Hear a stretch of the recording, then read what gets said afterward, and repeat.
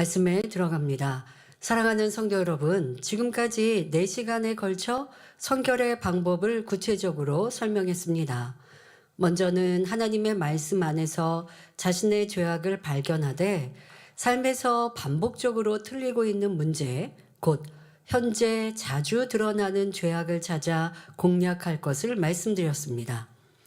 성결은 말씀과 기도로 이룰 수 있기에 죄악을 버리기 위해 매일매일 간절히 기도해야 합니다.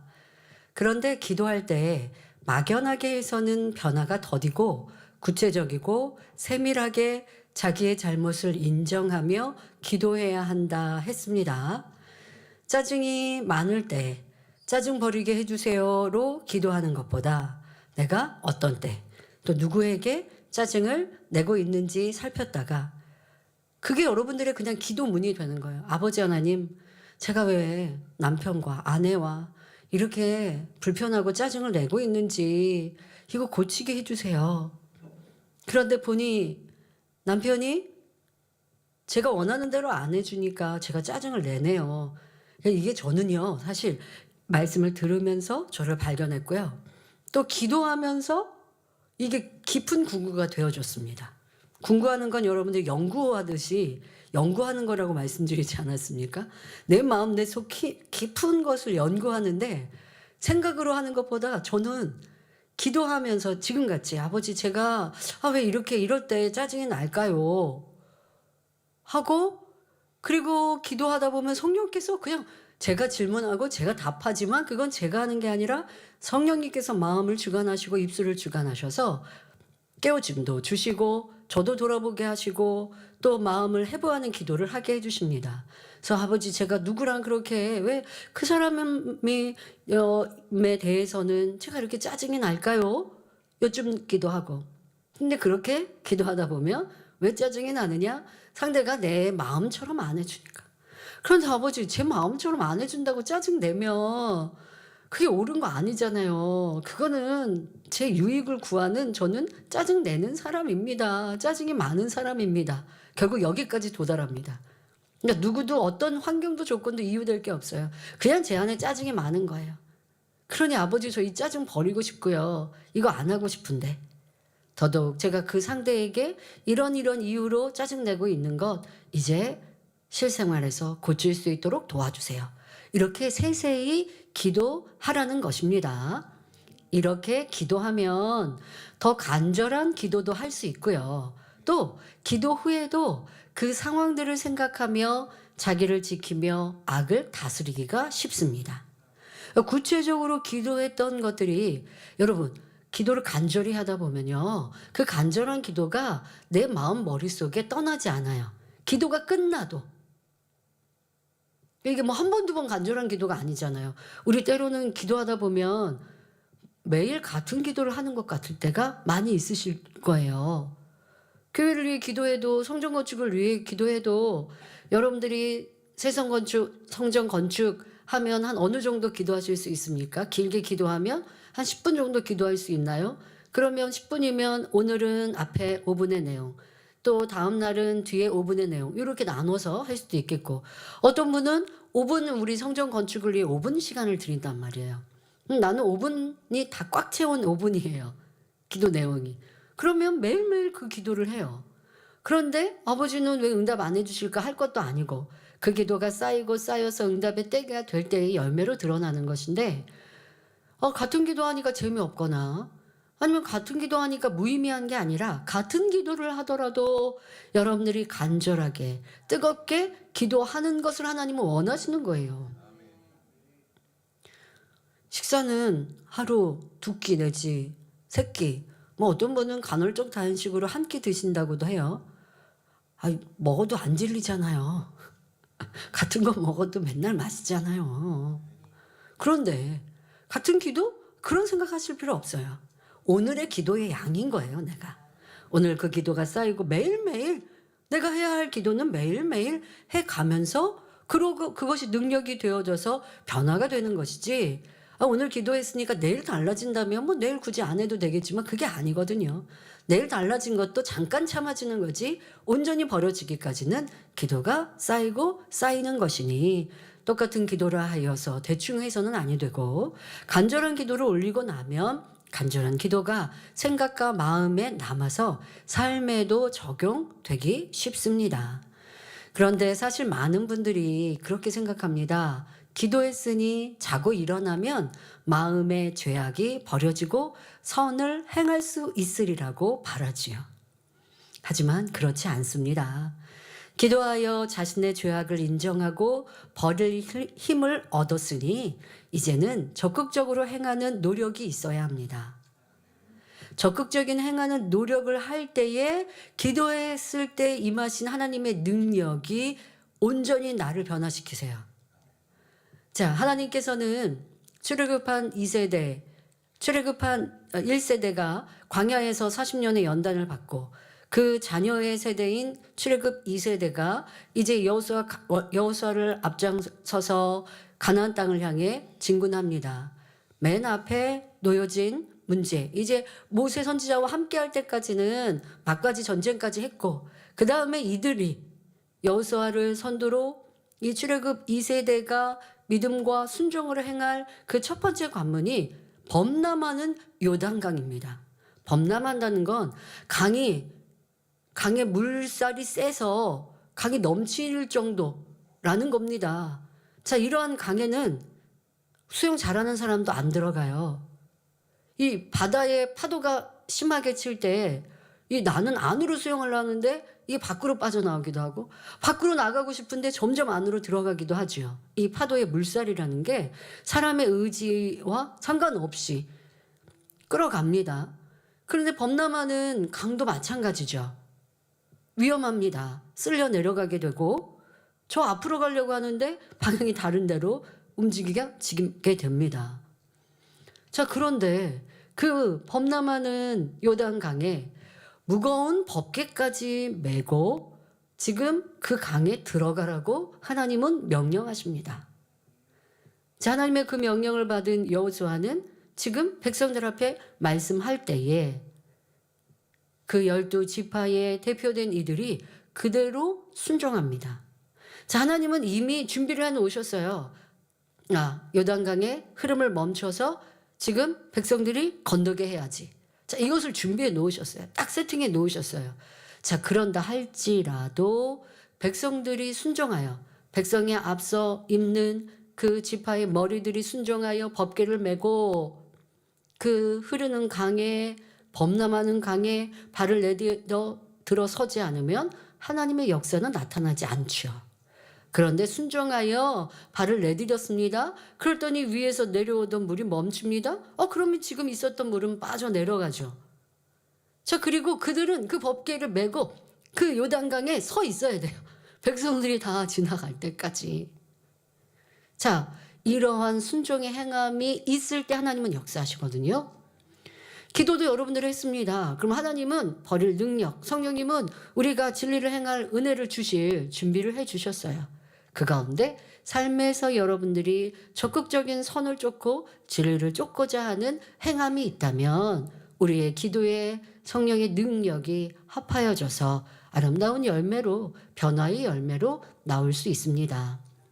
여러분의 삶에서 죄악에 대해 경계하며 반대되는 선과 진리를 행하기 위해 힘써야 하는 것입니다. 오늘은 그 행함에 대해 말씀드리겠습니다. 지금까지도 말씀드렸는데요. 그 말씀의 행함의 끝에 어떠한 행함을 하면 좋은지 말씀드리겠습니다. 성결이 어려워서 안 된 것이 아니라 본문에 히브리서 12장 4절에 너희가 죄였사오되 아직 피 흘리기까지는 대항치 아니하고 하신 대로 힘써 행하지 않아서임을 깨달아 이제는 더 간절히 열심히 성결을 향해 달려가는 성도님들이 되시길 주님의 이름으로 기원합니다.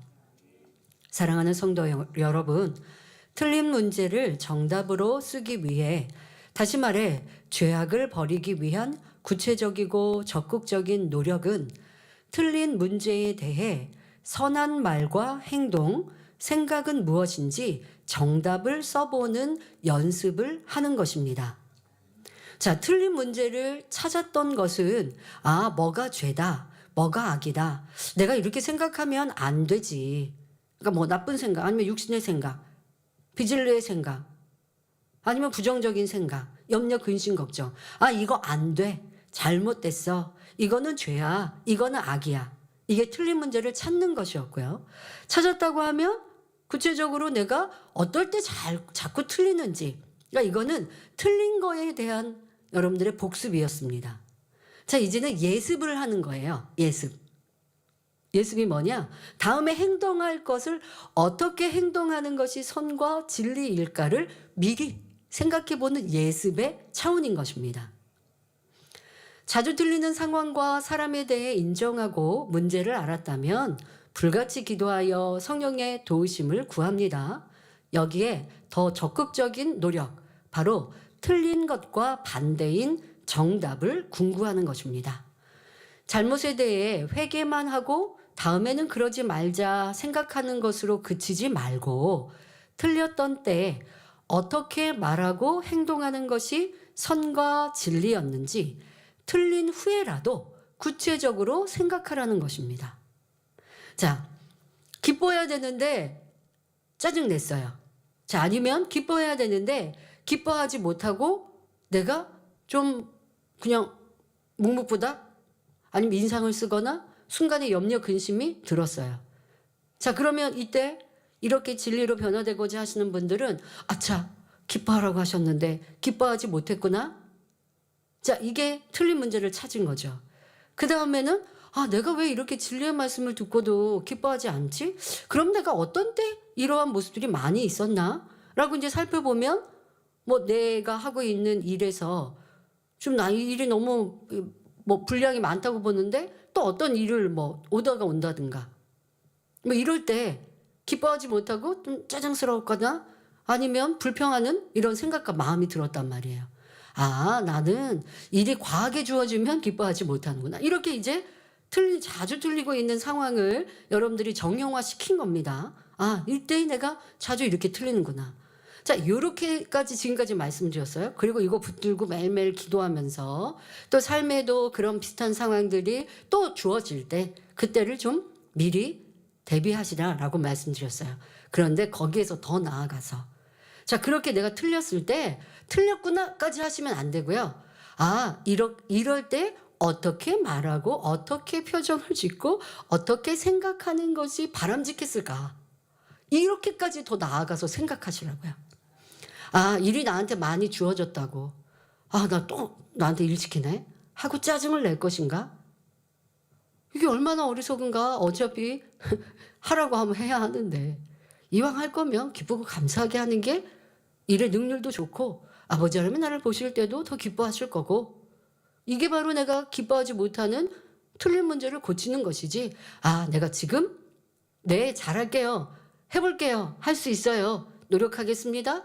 이렇게 긍정적으로 얘기했어야 했는데 하고 틀린 것과 반대의 정답을 궁구하는 것입니다. 이것이 틀린 것에 대한 여러분들의 선과 진리, 하나님이 기뻐하시는 것을 미리 예습해 보는 것입니다. 자, 지난번에 예를 들어 드린 것이 있는데요. 퇴근 후 식사 준비가 늦어서 짜증을 내는 성도님에 대해서 말씀을 드렸습니다. 자, 그런 성도님이라면 그 상황을 생각하면서 선한 말을 만들어 보는 것입니다. 자, 지금까지는 아, 내가 집에 와서 짜증을 내는데 어떨 때 자주 짜증을 냈지 봤더니 퇴근 후에 배가 너무 고픈데 밥상이 딱 내 맘처럼 안 차려졌을 때 짜증을 냈다. 이걸 여러분들이 찾아냈단 말이에요. 그리고 기도했단 말이에요. 근데 거기에서 더 나아가서 아, 이럴 때 내가 어떻게 대꾸하고 어떻게 반응을 보일 때 배우자에게도 편안함이 되고 또 나도 짜증이라고 하는 이 악을 버릴 수 있을까라고 생각하자는 것입니다. 자, 생각해 보죠. 자, 다음에는 짜증을 내지 말고, 자, 이거 우선은 짜증 내지 말고 어떻게 말하는 게 좋을까? 이제 아내가 밥상을 차려주셨을 텐데 늦었단 말이에요.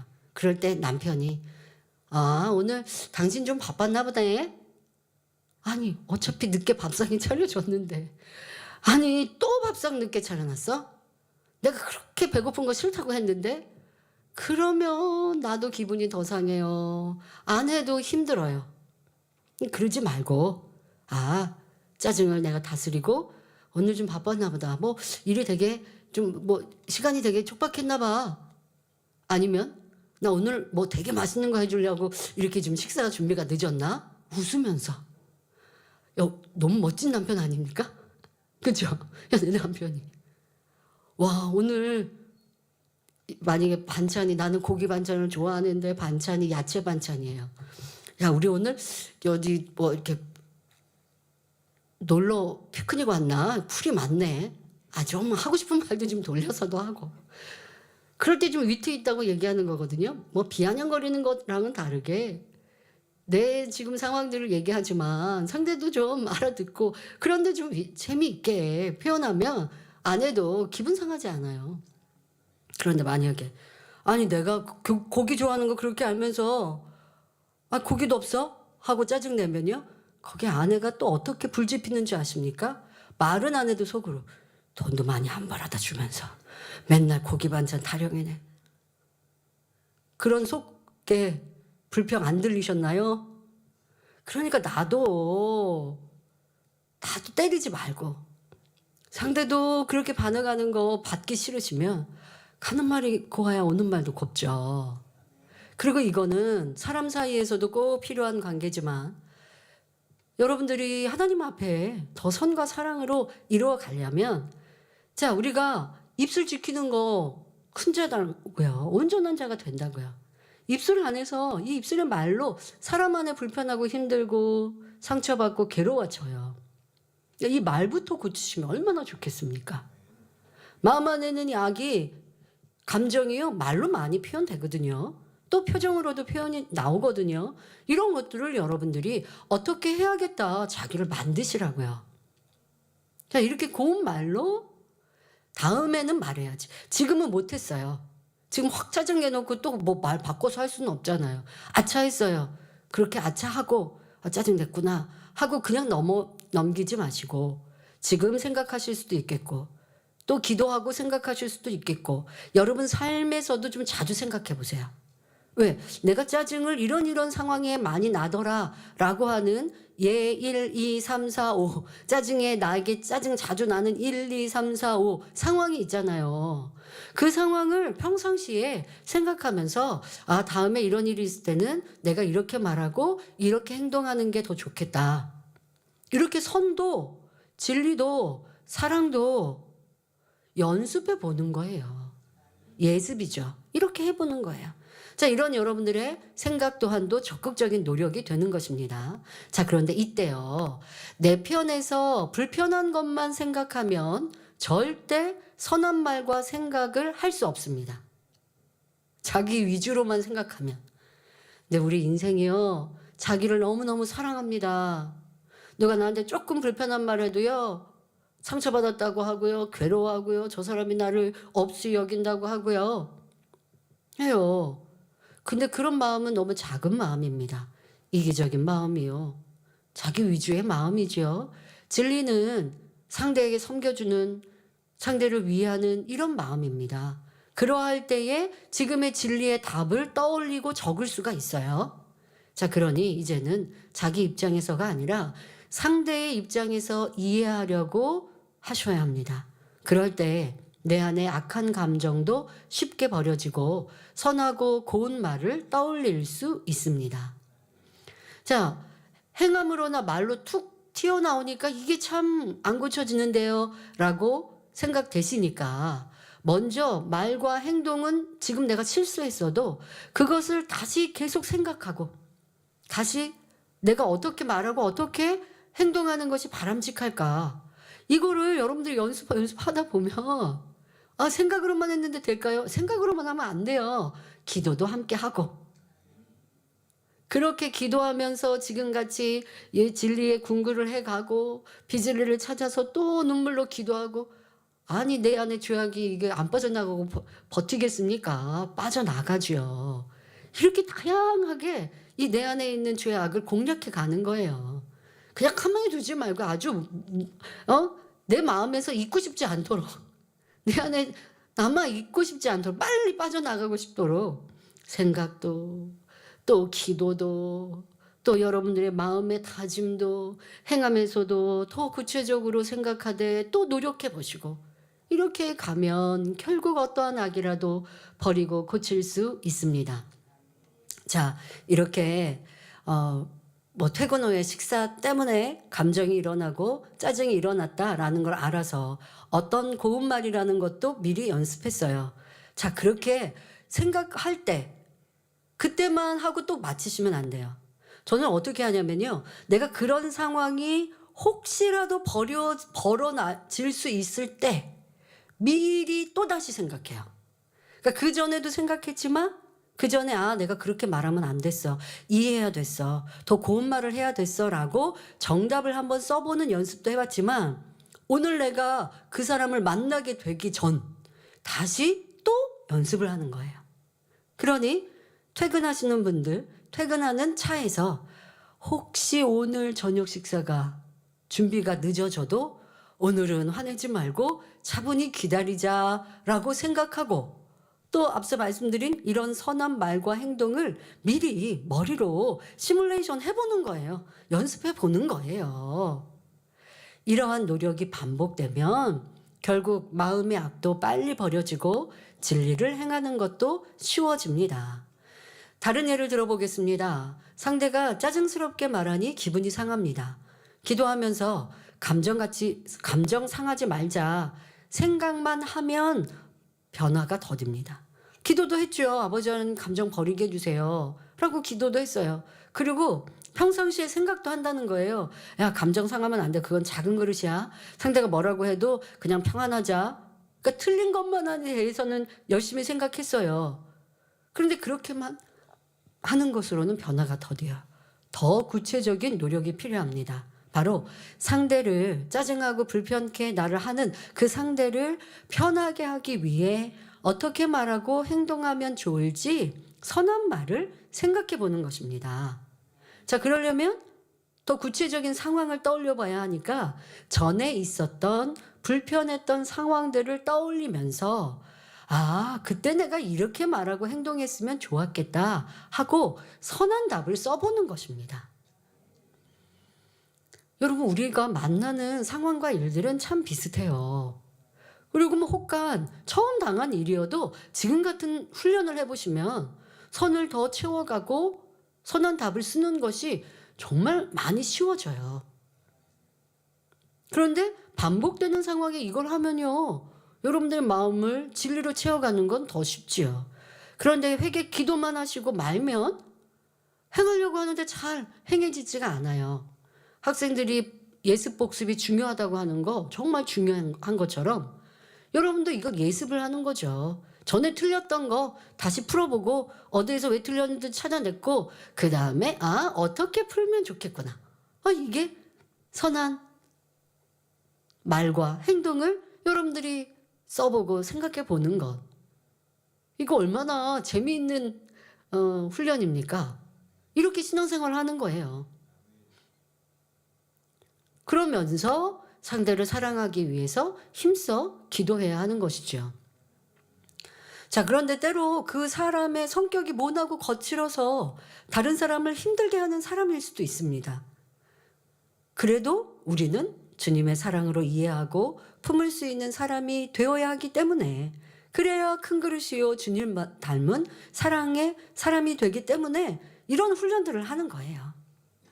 그러니 상대가 어떠하든 탓하지 마시고 혹여 악한 상대여도 나는 어떤 선과 사랑으로 대하는 것이 진리일까를 궁구하시기 바랍니다. 자, 저는요 가끔 이제 일꾼들을 대할 때 업무를 이렇게 처리하거나 할 때 이거 잘못됐다고 권면을 하거나 지적을 했어요. 그런데 일꾼들 중에는 이게 변명을 하는 경우들이 있죠. 우리가 사람이 참 변명이 많습니다. 그래서 변명을 하다 보면 저도 말이 길어지죠. 그럼 말이 길어지면 좀 불편한 말이나 불편한 내색의 말. 처음에는 이렇게 조그맣게 얘기했다가 점점 얘기하다 보면 목소리가 조금은 더 커지게 끝나버렸어요. 어차피 제가 더 어른이다 보니까 일꾼들이 예 알았습니다 하고 대화를 끝냈어요. 그렇다고 그냥 넘어가지 않습니다. 제 마음, 제 말과 저를 돌아봅니다. 지금 내가 목소리가 커졌나? 아니면 그냥 그 목소리였나? 제 성격은 좀 목소리가 시간이 지나면 좀 커지는 목소리거든요.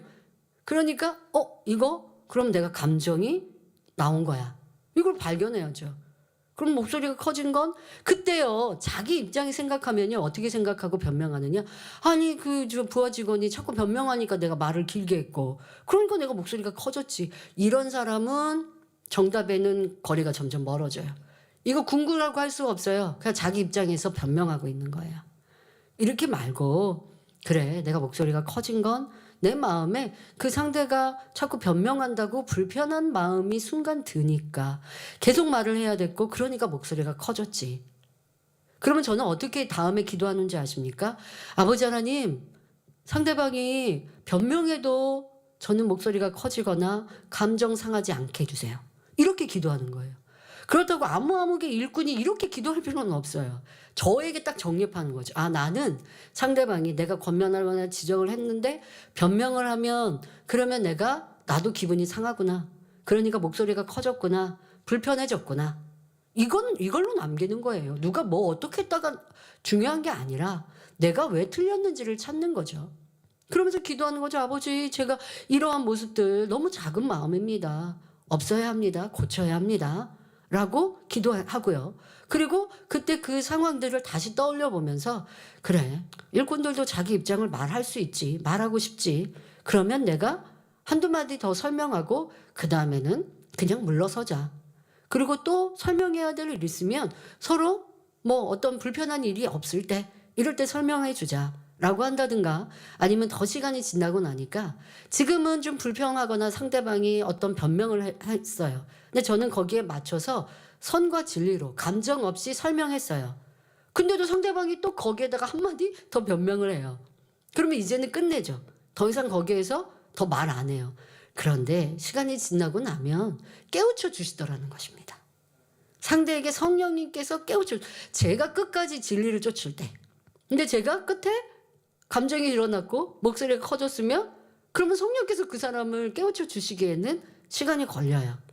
근데 성령님이 내 편이 되어주시고 또 내 원하는 내 마음의 선을 쫓아서 도움을 주시려면 상대 안에 내가 짜증스럽게 말 안 해도 깨우침을 주시면 되는 거거든요. 근데 환경과 조건을 따라 또 깨닫게 해주시더라고요. 그러면 나도 변화되고 상대도 변화된 것이죠. 이것이 100점인데 그러하지 아니하고 자꾸 내 편에서만 또 잘못을 알기는 알아서 회개한다고 하지만 어떻게 말하고 목소리를 줄여야 되는지 아니면 내가 내 마음이 그 사람에게 불편했는지 또 변명하네 이런 생각과 마음이 있었던 것도 깨닫지 못하고 넘어갔는지 자 이러한 것들을 여러분들이 궁금하고 그리고 내가 다음번에는 또 변명하는 그에게 알았어요 우리 잘해봅시다 하고 좋게 마무리하고 그 다음은 아버지 앞에 기도하고 어떻게 선으로 사랑으로 진리로 내가 끝까지 대화할 것인가 이것을 궁구하라는 것입니다. 자 이때도 영의 생각으로 답을 쓰셔야 되고 그 영의 생각으로 궁구하는 것을 자주 해보시다 보면 더 곱고 선한 말과 행동이 떠오릅니다. 무슨 말이냐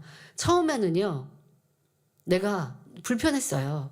불편했는데 한쪽 마음에서는 상대가 변명하니까 나도 목소리가 커졌잖아 하고 자기 합리화 내 입장에서 생각합니다. 그런데 또 기도하는 사람이니까 아니지 상대가 변명한다고 내가 또 목소리가 커졌으면 이것도 짜증이지. 자 이렇게 깨달아요. 그러니까 궁구하는 것도요 점점점 점수가 높아지는 거예요.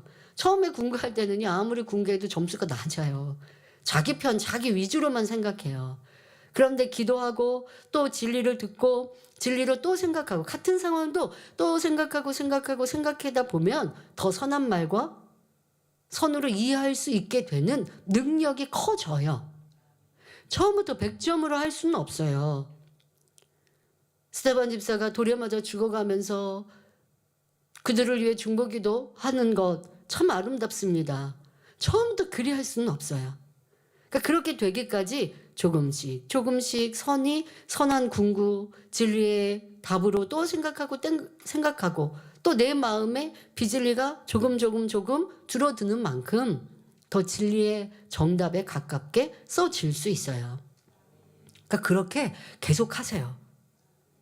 자, 그리고 상대를 만나기 전 기도하는 마음으로 이번에는 기필코 정답을 써야지 생각하며 준비하는 것입니다.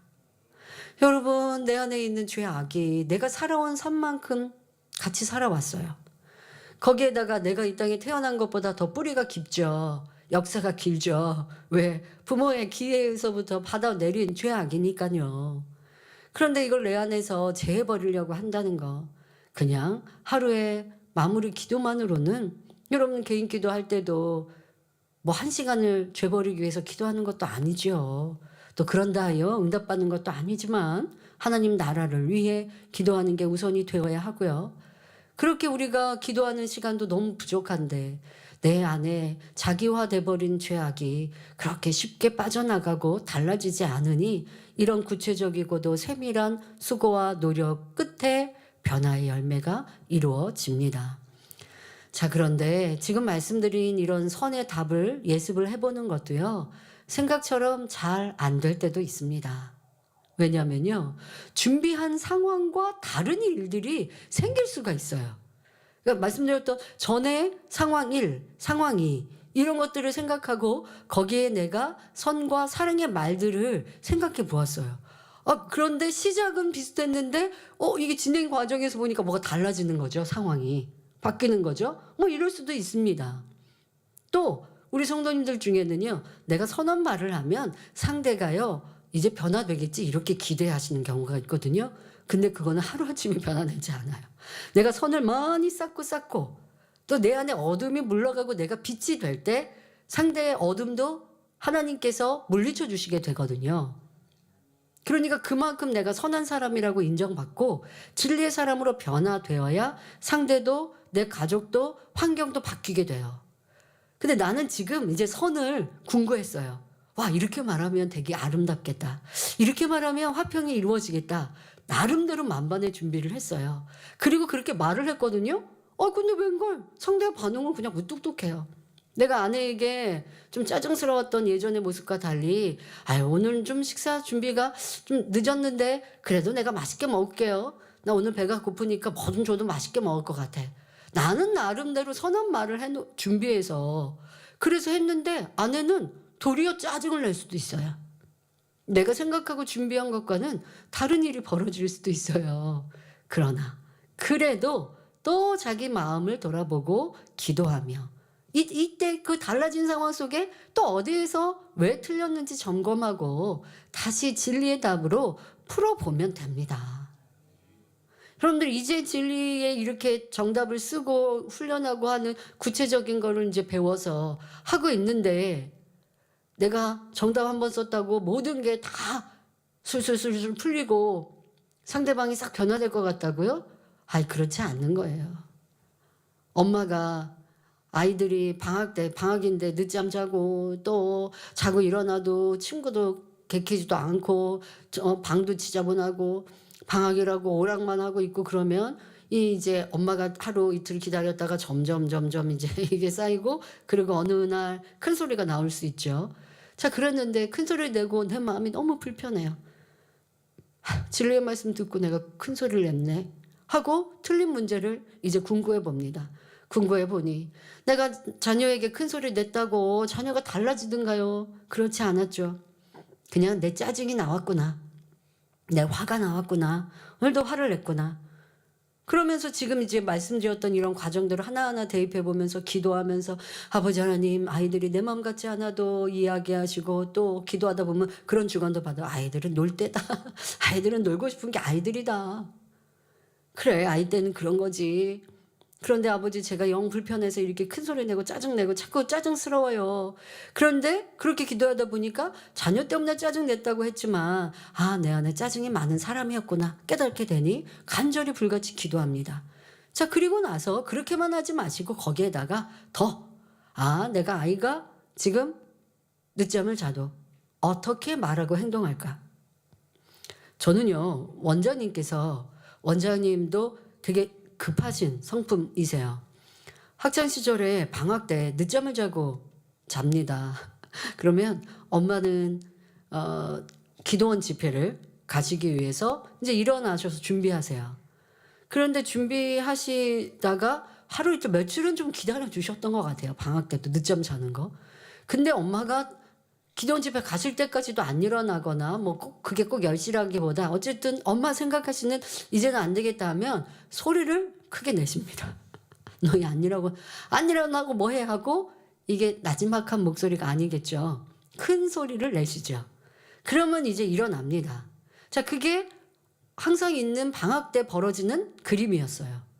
그런데 어느 날은 특히 이제 이런 겨울날 되면 침대에서 이 침구류에서 이불에서 나오기 되게 싫잖아요. 그래서 이렇게 있는데 분명히 이쯤 되면 엄마가 큰 소리를 내셔야 하는데도 이제 침대 속에 들어가 있는 거예요. 근데 엄마가 아무 말도 안 하시네. 그게 하루가 되고 이틀이 되고 하니까 왜 엄마가 아무 말 안 하지? 이제 이렇게 되는 거죠. 그러면서 깨달은 거예요. 아, 엄마가 변화되셨구나. 엄마가 큰 소리를 내는 거, 이거 변화되셨네? 저는 체감을 한 거예요, 그거를. 그리고 이제 그 다음에 어느 때가 되니까 엄마가 무슨 사과라도 꺾 깎아서 저의 입에 넣어주시면서 일어나야지 하시는 걸로 바뀌시는 거죠. 이거예요, 여러분. 내가 자녀를 어떻게 사랑스럽게 깨워줄까? 그런데 진짜 지금 말씀 듣고 아이가 좋아하는 간식을 입에 넣어줍니다. 그런데 엄마 뭐해 하고 우리가 짜증냅니다. 그럼 이게 뭐지? 나 연습했는데 예습했는데 왜 그림이 다르지? 그러면 또 그때 또 그 상황에 맞춰 또 기도하고 공부해 보는 거예요. 아이가 이거 귀찮아하는구나. 그럼 어떻게 할까? 맛있는 음식을 해서 밖에서 맛있는 음식으로 유혹을 해서 깨울까? 이러한 상대를 위해 내가 짜증내지 않고 상대에게 꼭 도움이 되어줄 일을 하기 위해서 이렇게 선으로 궁구하는데 성령님께서 내 자녀 마음 왜 안 움직여 주시겠습니까? 해결할 수 있는 길들을 주시는 것이죠. 여러분, 이런 과정이 바로 디모데전서 4장 7절에 오직 경건에 이르기를 연습하라 하신 말씀처럼 연습하는 것입니다.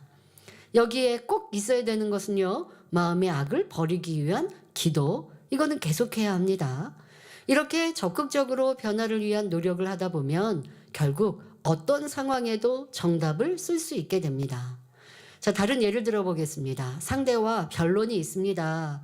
내 의견을 얘기했는데 상대는 나와 다른 생각을 말합니다. 나도 물러서지 않고 내 의견의 타당성을 말하니 상대도 자신의 의견이 더 옳다 주장했지요.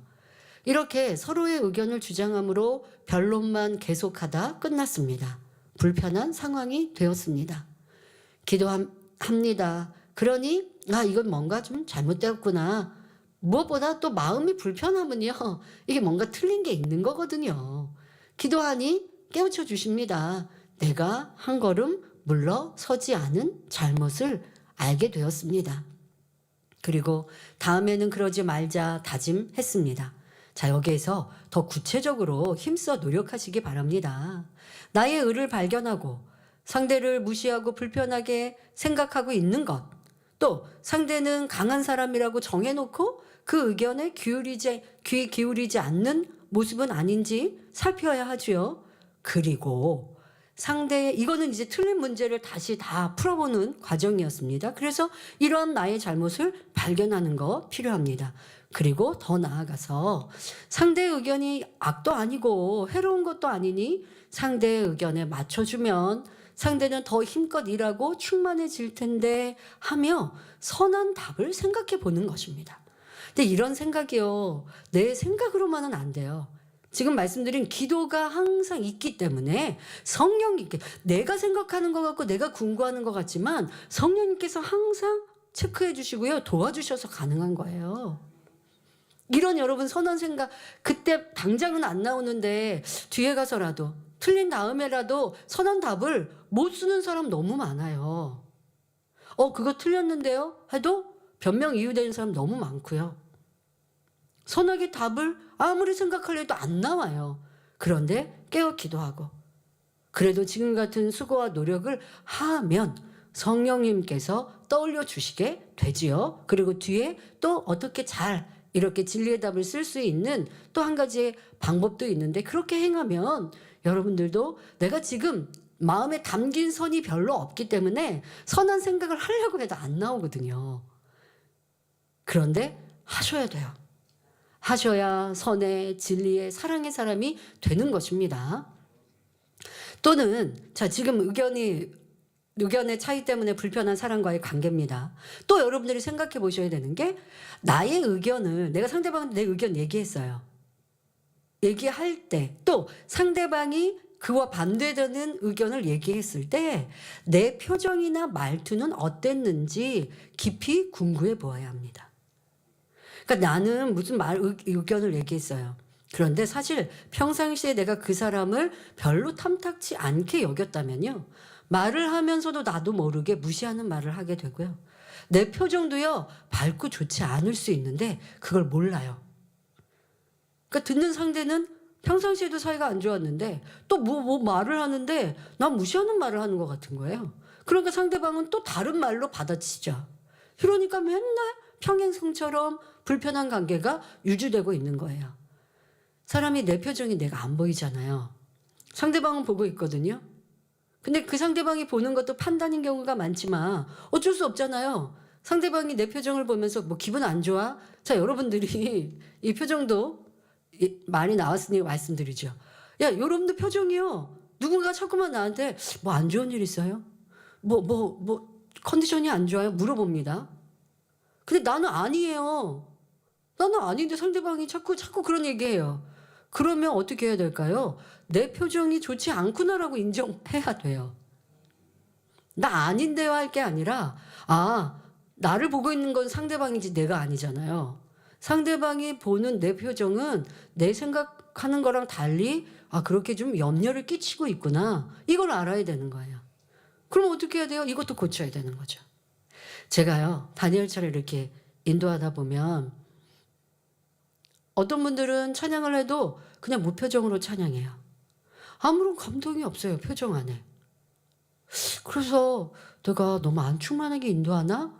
라고 하는 생각이 들 수가 있죠. 그런데 이렇게 돌려서 보면 어떤 분은요, 너무 충만해요. 얼굴 안에 희열이 넘치고 청소망이 가득해요. 그러면 이제 제가 한숨을 놓겠죠? 그러면 제가 이제 어디를 볼까요? 충만한 분만 보죠. 그래서 생각해 봤어요. 내 표정은 나는 모르고 상대는 보고 있어서 염려할 수도 있고 오해할 수도 있겠구나. 그러니까 나를 위해 살지 말고 상대방이 염려하지 않도록, 상대방이 나를 보고 위로받고 힘없고 충만하도록 항상 나를 관리하는 것이 너무나 중요하구나 라는 생각을 하고, 더더욱 이게요, 나이가 들어가면 들어갈수록 입꼬리는 처지고요, 미소 짓지 않는 표정으로 굳어집니다. 작년 성도님들, 여러분 표정은 우리가 잘 안 보이고요, 주변에 한번 살펴보자고요. 언제 살펴보면 되냐면, 사람들이 그냥 무표정하고 있을 때 있잖아요. 뭐 대중교통을 이용하시면 전철 안에서 다른 사람 한번 표정을 보세요. 뭐 사람이 무표정할 때는 뭐 희죽희죽 웃는 것도 우습죠.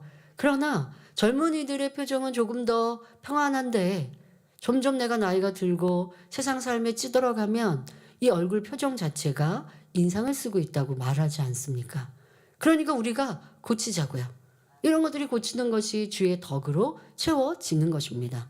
이렇게 더 구체적인 수고와 노력으로 여러분을 아름답게 만들어 가셔야 합니다. 내 표정도 상대방이 볼 때 기분 나쁘진 않았나? 아니면 상대방이 뭐 의견 얘기하는데 내가 뭐 저런 얘기를 해? 하는 표정에 상대방이 더 나에게 반대하고 있지 않은가 생각해 보아야 되고, 또 상대방 뭔가를 얘기할 때 내가 얼마나 고운 말로 표현하고 있는지 점검해 보시면 좋겠습니다. 이러한 노력이 반복되며 쉬지 않고 기도할 때 변화의 열매가 맺히는 것입니다. 두 번째 시간에 예를 들어드린 함께 일하는 일꾼과의 불편한 관계에 대해서도 설명해 보겠습니다. 처음에는 상대의 잘못 때문이라 생각했습니다. 그런데 자기의 불편한 감정, 사랑 없음이 그러니까 보이지 않았지요. 하지만 말씀을 듣고 기도하는 중 어떤 누구와도 화평해야 함을 들을 때 순간 내 말씀이다 감동받으며 자기의 잘못을 깨달아 변화되고자 기도합니다. 그러니 성령님께서 깨우침을 주십니다. 저 사람은 원래 말투가 툭툭거리는데 내가 오해했구나. 그렇다고 상대가 툭툭거린다라는 걸 무슨 정죄하는 건 아니고 보편적으로 보니까 말씀드린 것처럼 그냥 얼굴의 표정이 무표정한 거예요. 그런데 나도 모르게 그 사람이 왜 나한테만 이래? 이렇게 생각하고 있었던 거예요. 근데 그 사람은 그게 아니에요. 그냥 표정이 그래요. 그럼 내가 오해 안 하면 얼마나 좋은 관계가 되겠어요. 불편하지 않을 거 아니에요? 근데 내가 오해하고 있는 거예요. 그러니까 내 마음이 작아서 상대를 이해하지 못했구나라고 생각하는 것, 기도할 때 성령님께서 깨우쳐 주시는 것입니다. 그러니 소인배 같은 자신을 깨닫고 회개합니다. 이렇게 기도하니 상대방이 안쓰럽고 사랑스럽게 느껴집니다. 이것이 진리로 자신을 비춰보며 기도하는 성결의 노력이지요. 하지만 기도로만 그치면 다시 원래 불편함이 발동하여 상대의 거친 말투와 행동이 싫고 여전히 답답합니다. 어떻게 해야 할까요?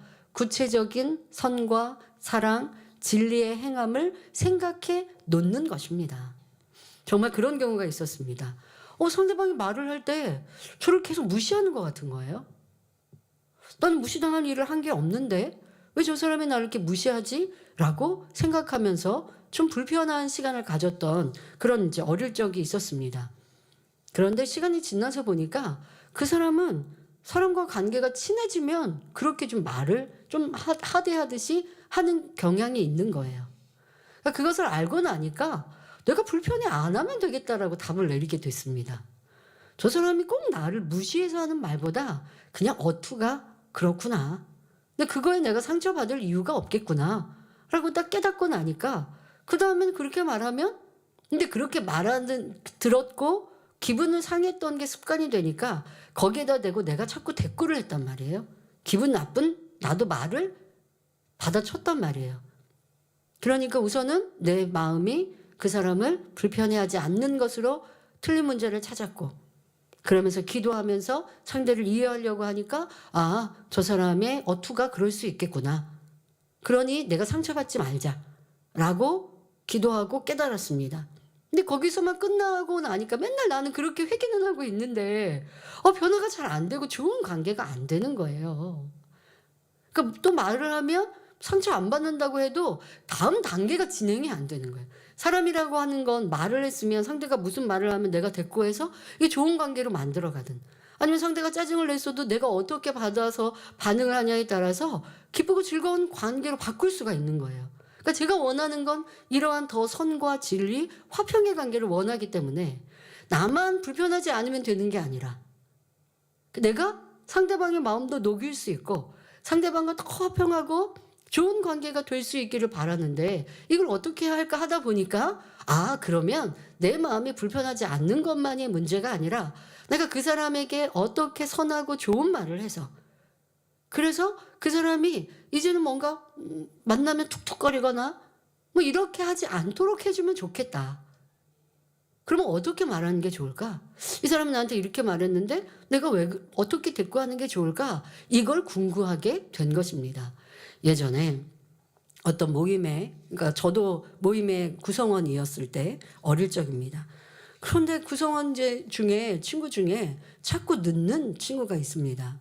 그런데 늦었는데 미안하다는 말도 안 하는 거예요. 뭐 상황을 뭐 대꾸라도 하고 좀 변명이라도 하고 그래야 되는데 없어요. 그냥 늦게 와가지고요. 인상까지 쓰면서 분위기를 흐려요. 그거 참 이해가 안 되는 거예요. 아니 늦었으면 늦었다고 미안하다고 말을 하든가 또 늦었으니까 미안하니까 더 활기차게 좀 이렇게 해야 되는데 왜 그러지? 하고 진짜 불편한 겁니다. 꼭 불편하면 그 일만이 터지지 않죠. 여러 가지 일들이 이제 그렇게 불편하게 느껴졌어요. 그런데 이런 거 놓고 기도했습니다. 근데 이해가 안 되는 거예요. 영. 지금 말씀드렸는데 늦은 사람이 와서 뭐 큰 소리를 칩니까? 이해가 안 되는 상황이 맞죠? 그러니까 해결이 안 됩니다. 그런데 그래도 기도하고 기도했죠. 기도하고 기도하는 어느 날 제가 늦었어요. 제가 늦었는데 미안하니까 가서 뭐라고 말을 못 하겠는 거예요. 지금 뭐 연습하고 뭐 이렇게 하고 있는데 내가 그 분위기 깨트리고 중간에 미안해, 내가 너무 늦었는데 나 이런 상황이었어, 이게 변명하는 게 도리어 더 미안한 거예요. 그러니까 아무 말도 못하고 그냥 살짝 들어가서 그 모임에 진행됐던 걸 하는데 내 마음은 좀 되게 미안하잖아요.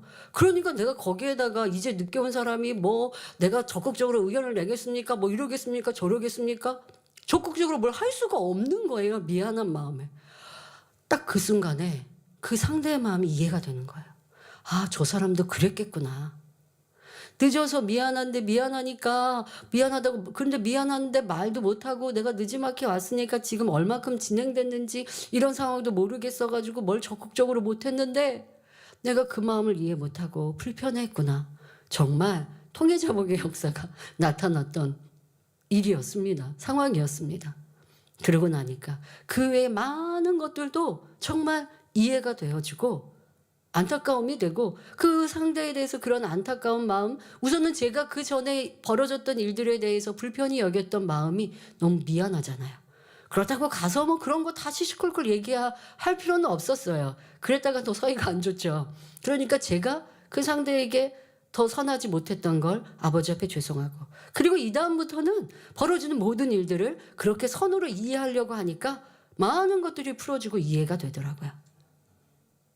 그래서 상대의 입장이 되는 것, 또 내가 어떻게 말하고 행동하는 것이 더 선할까. 그리고 지금 같은 상황에 이제는 제가 더 성숙해졌다면, 늦었을 때 그러면 어떻게 할까요? 간식이라도 사갖고 가서. 자주 뭐 늦는 사람이라면 이거 해봤자 구성원들이 간식 사오지 말고 늦지나 마 이렇게 하겠지만, 가끔 늦었는데, 아니면 뭐 어떤 특별한 상황에 늦었는데 너무 미안해. 그러면 간식이라도 사고 가서 미안해 하면 되겠구나. 이런 지혜가 오겠죠. 선으로 궁구하다 보면 그런 답이 오겠죠.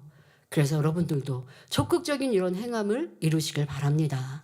자, 그런데 간절한 기도 후에도 평상시에 자기의 부족함을 인정하며 다음에 비슷한 상황을 만나면 내가 어떻게 말하고 행동하는 것이 선과 진리인지 생각하는 이런 노력 여러분들이 해야 하시고요. 이렇게 깨닫고 기도한 것을 명심하여 삶에서 자주 떠올려 보며 다음에는 이런 일이 있을 때 어떤 말을 해야 상대와 화평할 수 있을까 궁구하는 수고, 구체적인 행함이라는 것입니다. 그리고 이러한 선을 대입하여 한 번, 두 번 행하면서 기도에 가니 이것이 반복되면 결국 선한 말을 내며 힘들었던 상대와 화평한 관계가 될 수 있습니다. 자, 이런 생각에 선의 생각과 예습도 한 번, 두 번 한다고 정답 써주는 거 아니에요. 여러 번 했는데 한 번 써줄 수 있어요. 근데 그때 굉장히 기쁘거든요. 그리고 나서 또 노력하는 거예요. 또 틀렸어도 또 하는 거예요. 이것이 습관이 되셔야 돼요. 습관이, 꾸준히 하는 습관. 변화돼도 계속 해야 돼요. 내 행동이 얼마만큼의 선이었을까? 더 깊은 선은 없었을까? 계속 이러한 습관들은 하나님의 형상을 담기 위해서 계속 해가야 하는 것입니다. 자, 그런데 자신의 잘못된 행동이나 생각, 비진리의 마음과 반대되는 선한 답, 정답을 떠올리기 위해서는 선의 지식이 있어야 합니다.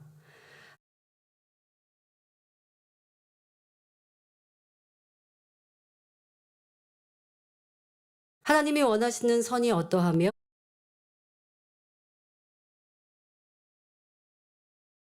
사랑은 어떻게 행하는지 알아야 자기의 잘못도 정확히 깨달을 수 있고 반대되는 진리의 마음과 생각, 행함을 떠올릴 수 있지요. 그러기 위해 좋은 팁을 하나 알려드립니다.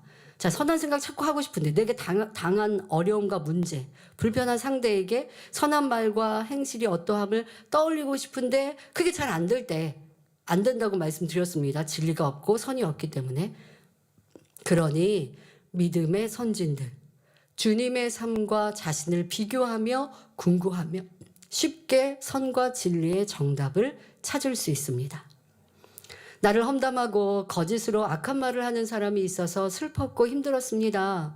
이런 모습이 계속된다면, 그러니까 내가 악한 말을 한 게 아니에요. 나는 그냥 듣는 상대가 나를 험담하고 난 가만히 있는데 그렇게 나를 미워하는 상대가 있을 때 그냥 내 마음이 슬퍼요. 힘들어요. 그런 상황이 되면 내가 주저앉아요. 열심과 충성이 식어져요.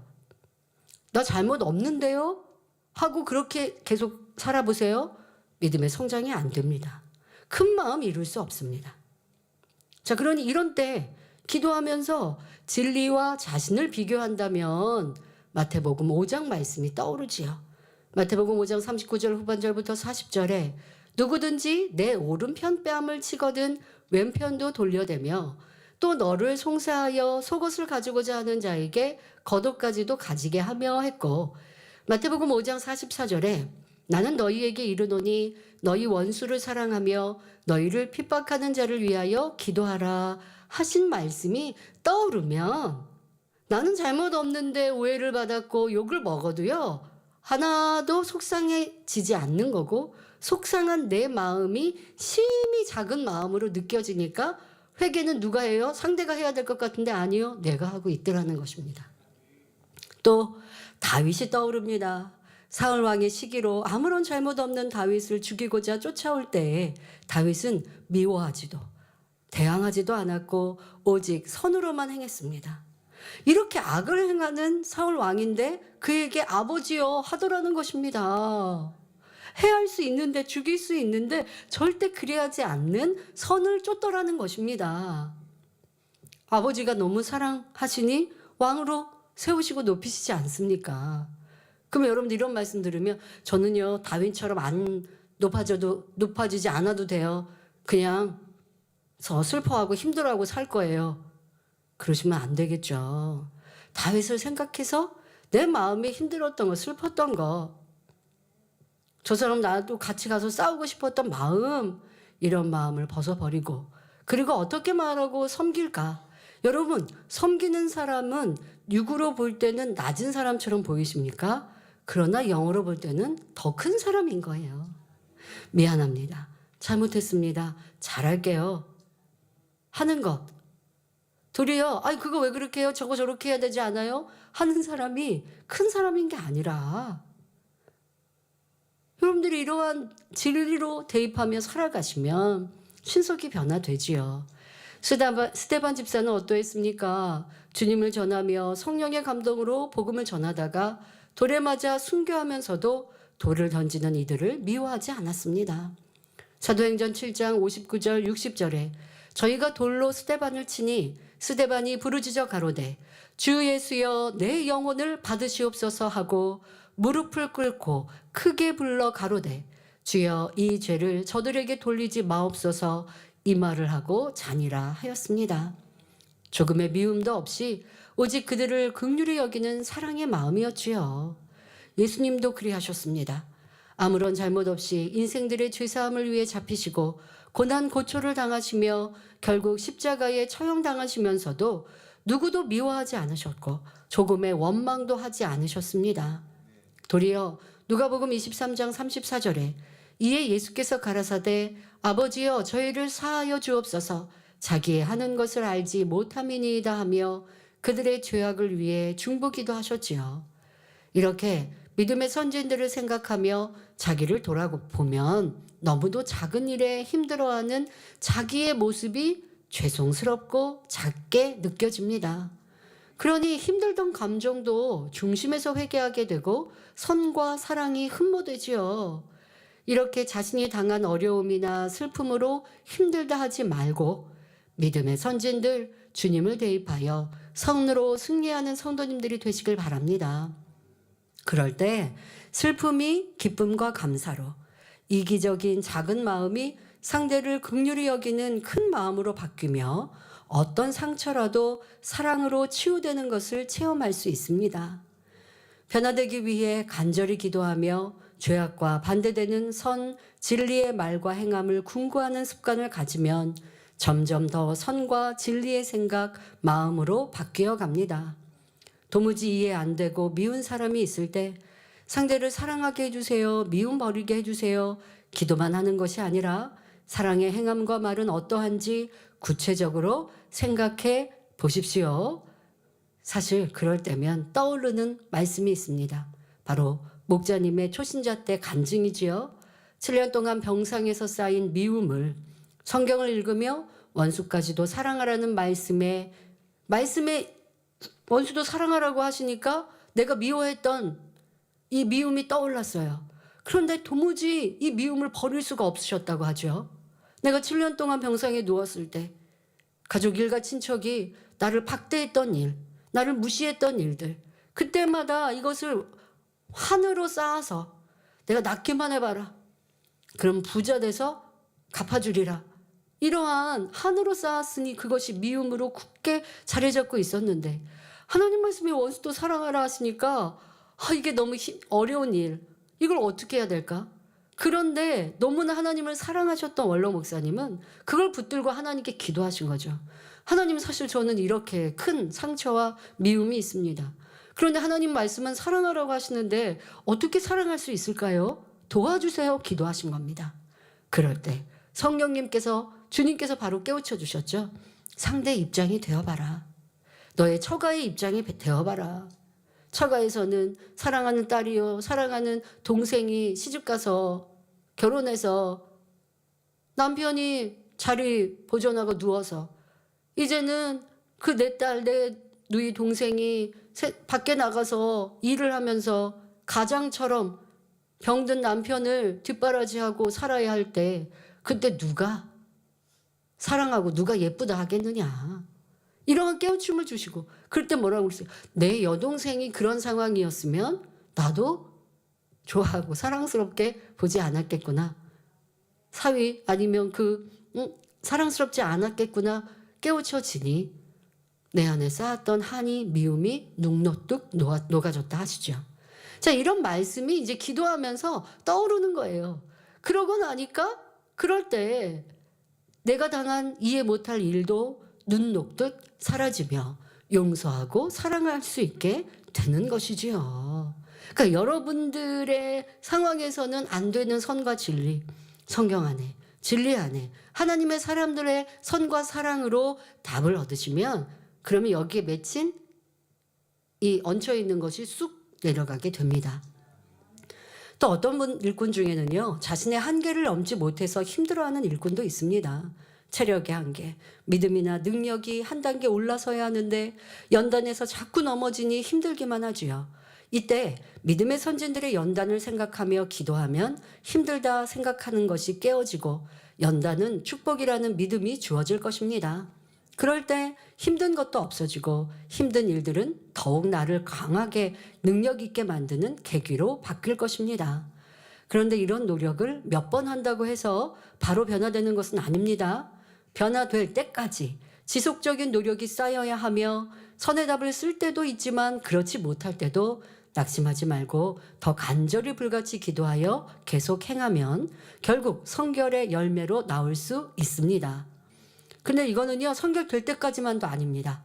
주님 만나는 그날까지 습관을 쫓아 계속 해가셔야 합니다.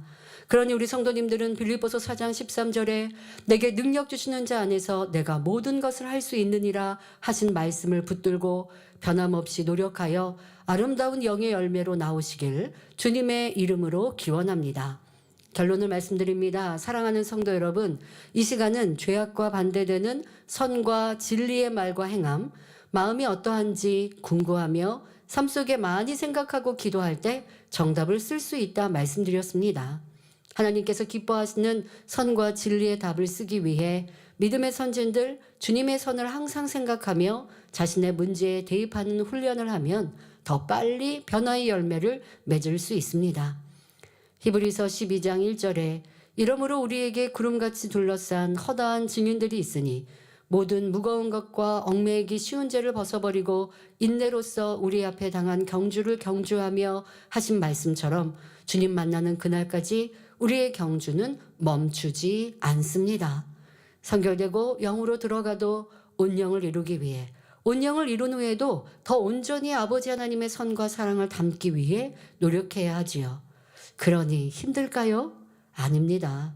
훗날 주어질 영광과 존귀함이 크기에 기쁨으로 이 길을 달려갈 수 있습니다. 새해에는 죄와 싸우되 피 흘리기까지 싸우는 수고와 노력을 이루어서 아름다운 새 예루살렘의 열쇠를 쟁취하는 복된 성도님들이 되시길 주님의 이름으로 기원합니다. 말씀 참고하시면서 함께 기도하겠습니다. 좋으신 아버지 하나님, 오늘은 틀린 문제 풀기 마지막 시간으로 우리가 틀린 문제에 대해서 반대 정답인 선과 진리의 말과 행실, 생각을 찾아보라, 연습해보라 말씀 주셨습니다. 또한 행할 수 있는, 순종할 수 있는 성도님들 되게 하시고, 그리할 때 성령님께서 그 마음 생각을 주관하여 주셔서 선의 아름다운 말이, 선의 아름다운 생각이 떠오르게 하시고, 또 그렇게 행할 수 있는 능력, 변화로 축복하여 주옵소서. 그렇게 행함으로 마음의 할례를 온전히 이루게 하여 주옵소서. 감사드리며 우리 주 예수 그리스도 이름으로 기도하옵나이다. 아멘.